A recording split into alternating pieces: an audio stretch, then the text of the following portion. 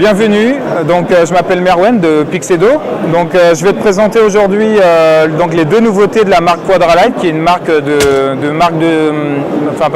flash de studio, mais également de matériel, donc de boîte à lumière, de diffuseurs, de réflecteurs. On a énormément de choses. Et là, on vient de sortir en fait un flash qui s'appelle le Strobos 60 Evo, donc pour Canon, Nikon, mais aussi Fujifilm, Panasonic, etc. On a quelqu'un de chez Fujifilm qui nous filme actuellement. Et le Strobos, c'est un flash Cobra, mais avec une batterie. Ce qui peut vraiment être pratique pour les photographes de mariage qui en ont marre des piles. En tout cas, moi, c'est le cas. Et donc, grâce à ce flash, il vous suffit en fait de charger votre batterie et de la mettre dedans. Et voilà, c'est un flash TTL, bien sûr. Et donc, à ma droite, j'ai le Reporter 200 qui est ici issu du Godox AD200, qui est en fait un flash Cobra d'apparence, mais c'est surtout un flash de studio qui permet d'avoir une grosse batterie pour avoir énormément d'éclair, bien plus qu'un flash Cobra classique. Et surtout, ce qui est génial, c'est que la tête est amovible. Pourquoi? Parce que vous pouvez mettre à la fois une LED, si vous voulez faire de la vidéo, mais également une tête torche, qui peut avoir une puissance beaucoup plus importante. Ce qui est pratique aussi avec du coup le Reporter, je trouve juste comment remettre ça. Ce qui est pratique avec le Reporter 200, c'est que vous avez des pas de vis 1/4 qui vous permet en fait de le mettre sur des pieds d'éclairage. Pas besoin d'adaptateur, vous pouvez directement les visser et vous aurez un éclairage d'appoint et déporté. Voilà. Donc maintenant passons aux optiques IRIX. Alors je voulais vous parler aussi d'une marque suisse qui s'appelle IRIX, donc c'est une toute nouvelle marque.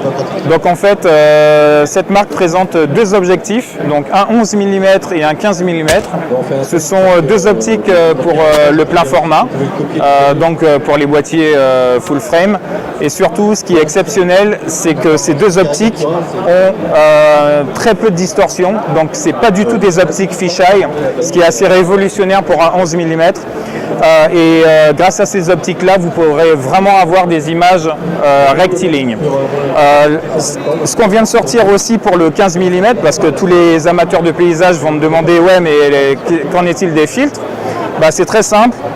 Si vous voulez mettre des filtres, il y a un filetage de 95 mm qui vous permet soit de mettre des filtres circulaires, comme ceux-là, ou alors on vient de sortir un porte-filtre qui accepte deux filtres de 100 mm, des filtres type Lee Filters, Nissi, Coquin ou toutes les marques que vous trouverez sur internet. Pour le 11 mm, Nissi vient de sortir également un porte-filtre qui se fixe devant, mais là par contre il faudra passer sur des tailles de 180 mm, donc des très très gros filtres, beaucoup plus contraignants, mais il est possible aussi de mettre des fils devant le 11 mm. Donc ces optiques sont disponibles en deux finitions.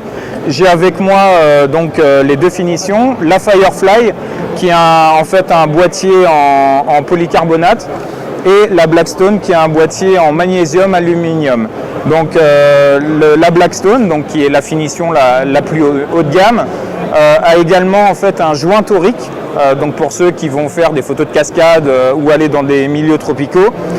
Et également, ce qui est intéressant, c'est les gravures laser qui sont phosphorescentes en pleine nuit, donc très pratique pour les Star Trail. Le 15 mm en finition Firefly démarre à moins de 500 €, et la finition du 11 mm, beaucoup plus large mais en Blackstone sur la meilleure finition, va jusqu'à 860 € à peu près. Donc ça reste des optiques 3,5 fois moins chères que ce qu'on peut retrouver chez les grandes marques Canon, Nikon, mais également Zeiss. Voilà. Donc j'espère que ces optiques vous plairont. En tout cas, nous, on est vraiment convaincus. Ça fait plusieurs mois qu'on les utilise. Toutes les photos d'ailleurs qui ont été prises ici ont été prises par l'équipe. Donc on est avant tout des passionnés de paysage, et ces optiques ont vraiment été conçues pour les photographes de paysage. À très bientôt.